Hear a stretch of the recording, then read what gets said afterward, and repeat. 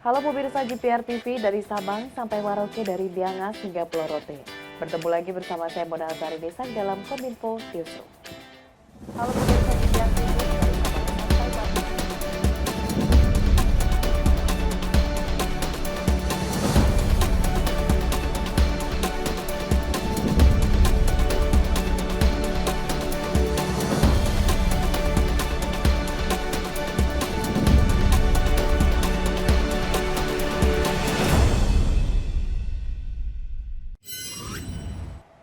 Pemirsa, inilah Kominfo Newsroom selengkapnya. Dalam pembukaan pertemuan puncak gugus tugas reforma agraria atau GTRA Summit 2022, Presiden Joko Widodo membahas bahwa permasalahan sengketa tanah harus segera diselesaikan. Presiden menilai hal tersebut bukan suatu permasalahan yang kecil dan berdampak terhadap kehidupan sosial bahkan kondisi perekonomian masyarakat.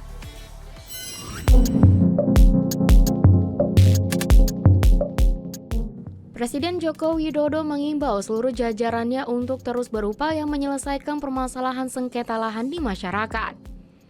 Menurutnya, selain berdampak pada menurunnya kepercayaan investor untuk menanamkan modal di tanah air, persoalan sengketa tanah ini juga bisa meningkatkan konflik sosial. Bahaya loh yang kalau sudah namanya sengketa tanah, sengketa lahan, bahaya banget. Orang bisa bunuh-bunuhan gara-gara itu. Orang bisa pedang-pedangan gara-gara sengketa lahan. Antar kampung berantem bisa karena sengketa lahan. Rakyat dan perusahaan bisa berantem karena sengketa lahan. Hati-hati, ini hati-hati. Presiden mengungkapkan dari 126 juta bidang tanah yang harus disertifikasi, baru sekitar 80,6 juta lahan yang sudah memiliki sertifikat tanah. Angka tersebut meningkat dari hanya sekitar 46 juta bidang tanah pada 2015 silam. Di bawah instruksinya, Presiden berupaya untuk terus menerbitkan sertifikat tanah yang menjadi hak masyarakat dengan cukup cepat. Baru sadar betul bahwa memang inilah persoalan dasarnya ada di sini. Tahun hanya 500.000. Oleh sebab itu saat itu 2015 saya perintah pada Menteri ATR BPN, saya minta 5 juta tahun ini. Rampung. Saya naikkan lagi, saya minta tahun ini 7 juta. Selesai, rampung. Saya minta tahun ini 9 juta. Saya cek, selesai, luluh. Artinya kita ini memang bisa melakukan, bisa mengerjakan, tetapi tidak pernah kita lakukan. Presiden berharap dengan pertemuan gugus tugas reformasi agraria Summit ini, seluruh kementerian lembaga serta pemerintah daerah dapat saling bersinergi dan berintegrasi dalam menyelesaikan persoalan sengketa lahan. Kita harapkan segera bisa mengintegrasikan, memadukan seluruh kementerian, lembaga, dan juga pemerintah daerah, semuanya bekerja dengan tujuan yang sama, menyelesaikan masalah-masalah lahan yang ada di masyarakat.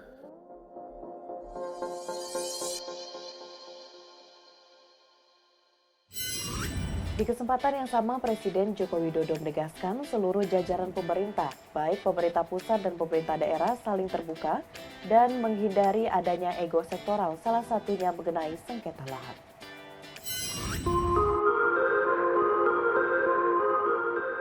Pemerintah Indonesia berupaya menyelesaikan permasalahan sengketa tanah, salah satunya dengan terus menerbitkan jutaan sertifikat bidang tanah yang menjadi hak masyarakat. Dalam sambutannya pada acara gugus tugas reforma agraria Summit di Wakatobi, Sulawesi Tenggara, Presiden Joko Widodo menegaskan agar seluruh lembaga pemerintah baik di pusat maupun di daerah untuk menghapus ego sektoral dan kelembagaan dalam menyelesaikan berbagai permasalahan di masyarakat. Salah satunya masalah sengketa lahan yang tak kunjung selesai. Presiden juga menekankan agar seluruh lembaga pemerintah saling bersinergi dan terbuka. Saya tidak bisa mentolerir terjadinya kerugian negara, terjadinya kerugian masyarakat yang disebabkan oleh ego sektoral dan ego lembaga. Sudah stop. Cukup, stop. persoalan dimulai dari sini. Semuanya harus membuka diri. Lebih lanjut, Presiden menyampaikan peran sinergi antar lembaga pemerintah baik di pusat maupun daerah penting dilakukan, sehingga berbagai masalah pertanahan di lapangan dapat segera diselesaikan. Di dalam reforma agraria, seluruh lembaga harus mengikuti kebijakan satu peta. Pejabat pusat maupun daerah, seluruh kementerian dan lembaga, pusat dan daerah, semua lembaga pemerintahan ini harus saling terbuka, harus saling bersinergi tetapi real. Ini pada tataran pelaksanaan. Sementara itu pemirsa, dalam arahannya pada penutupan GTRA Summit 2022, Wakil Presiden Ma'ruf Amin menekankan program reforma agraria relevan untuk didorong, terlebih pasca pandemi COVID-19 yang berdampak pada seluruh aspek kehidupan khususnya perekonomian.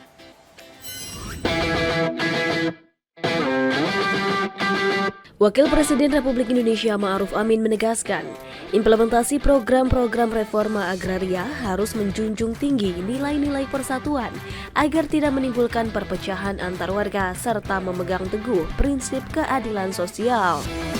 Reforma agraria sebagai program strategis nasional memiliki peran penting dalam rangka mengurangi ketimpangan penguasaan dan pemilikan tanah, menangani sengketa dan konflik agraria, serta menciptakan sumber kemakmuran dan kesejahteraan masyarakat yang berbasis agraria. Selain itu, reforma agraria juga memberikan kepastian hukum hak atas tanah, memperbaiki akses masyarakat kepada sumber ekonomi, termasuk memperbaiki dan menjaga kualitas lingkungan hidup. Wapres menekankan program reforma agraria relevan untuk didorong terlebih pasca pandemi COVID-19 yang berdampak pada seluruh aspek kehidupan khususnya perekonomian. Implementasi program reformasi agraria harus menjunjung tinggi nilai-nilai persatuan agar tidak menimbulkan perpecahan antar warga, serta memegang teguh prinsip keadilan sosial supaya tidak menguntungkan segelintir pihak saja. Program ini relevan untuk kita dorong terlebih pasca pandemi COVID-19 yang berdampak pada seluruh aspek kehidupan. Wapres meminta kerja kolaboratif terus didorong, salah satunya melalui optimalisasi gugus tugas reforma agraria sebagai wadah koordinasi lintas sektor yang dibentuk berdasarkan Peraturan Presiden Nomor 86 Tahun 2018 tentang reforma agraria.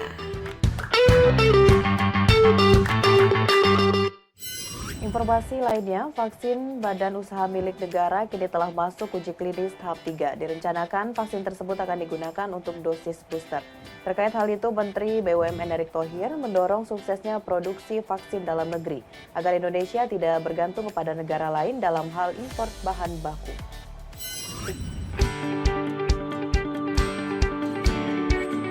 Vaksin COVID-19 karya anak bangsa vaksin BUMN resmi memasuki tahap uji klinis fase ketiga. Dalam konferensi pers yang dilaksanakan secara daring, Menteri BUMN Erick menyatakan terus mendorong suksesnya produk vaksin dalam negeri agar Indonesia tidak bergantung kepada negara lain dalam hal impor bahan baku obat-obatan. Karena itu, ia meminta PT Bio Farma selaku pihak yang memproduksi vaksin BUMN dalam jumlah besar. Sebab kedepannya pemerintah menginginkan vaksin BUMN digunakan sebagai alternatif vaksin booster. Bagaimana tentu tahap klinis ketiga ini kita menjadikan coba lolos uji klinis untuk vaksin premier. Tetapi yang diharapkan oleh pemerintah ke depan adalah menjadi vaksin booster sebagai alternatifnya. Nanti mungkin Pak Wamenkes menambahkan. Tentu pada tahap awal kita memprioritaskan untuk bangsa kita dulu. Ya, memang kapasitas yang sudah disediakan itu sampai 120 juta. Tetapi tadi disampaikan total produksi kita itu bisa sampai mencapai 500 juta. Sementara itu, Direktur Utama PT Bio Farma mengatakan uji klinis akan dilakukan pada 4.050 subjek dengan rentang usia 18 tahun hingga 70 tahun. Apabila uji klinis tahap terakhir sukses dan mengantongi izin penggunaan darurat, maka Bio Farma bisa memulai memproduksi vaksin BUMN pada Juli 2022. Selain untuk alternatif booster, vaksin BUMN rencananya juga akan diprioritaskan untuk anak. Hal ini dikarenakan Indonesia masih kekurangan suplai vaksin untuk anak-anak dan belum banyak vaksin yang mendapatkan lisensi untuk anak-anak. Target kita Juli ini insya Allah semua berjalan lancar, EUA keluar, kita produksi, ya, dan kita sudah menyiapkan kapasitas produksi yang cukup besar, ya. Di mana untuk vaksin BUMN ini kami telah menyiapkan kapasitas 120 juta dosis per tahun, ya. Dan tentunya nanti akan berproduksi sesuai nanti dengan kebutuhan.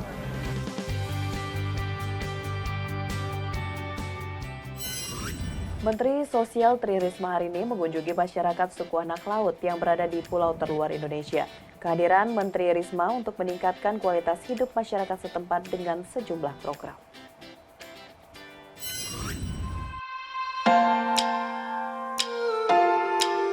Dalam kunjungan kerja ke Pulau Bertam, Kepulauan Riau, kedatangan Menteri Sosial Tri Risma hari ini disambut antusias para tokoh, pejabat, dan masyarakat suku anak laut. Pulau Bertam merupakan pulau terluar yang masih perlu sentuhan pembangunan. Mensos hadir untuk meningkatkan kualitas hidup masyarakat setempat dengan sejumlah program. Secara umum, Pulau Bertam dihadapkan pada tantangan keterbatasan akses yang membuat pelayanan kebutuhan dasar tidak mudah disediakan. Mensos menyatakan kesiapan menyediakan sarana pendidikan berupa bangunan sederhana. Sementara saya akan pasang tower. Kita bangunkan gedung sederhana untuk anak-anak bisa sekolah nanti di 3 pulau. Ya, di 3 pulau. Nanti anak-anak itu belajar, jadi nanti ini buat sekolah cabang. Jadi misalkan sekolah di sini adalah cabang SMP mana? Itu. Nanti Pak Wali datang. Jadi itu ikut nanti kalau waktunya kenaikan kelas ulangannya ikut di pusat. Nanti mungkin guru 1 bulan sekali atau 1 bulan 2 kali datang ke sini melihat ngajar secara langsung. Lebih lanjut, Mensos juga mengapresiasi inisiatif warga setempat dalam pengelolaan sampah menjadi BBM. Pihaknya meminta warga untuk mendirikan koperasi. Dengan begitu, Mensos berharap Pulau Bertam semakin bersih dan bisa mendukung pembangunan pariwisata yang dicanangkan pemerintah setempat. Koperasi itu akan membeli sampah plastik yang dikumpulkan oleh warga, ditimbang, setelah itu digunakan, koperasi itu akan mengolah plastik itu menjadi bahan bakar. Alatnya nanti akan dibantu oleh Pak Wito. Jadi nanti dioperasikan untuk sendiri, bukan untuk dijual belikan. Jadi untuk mengoperasikannya kan perahu-perahunya Bapak Ibu sekalian.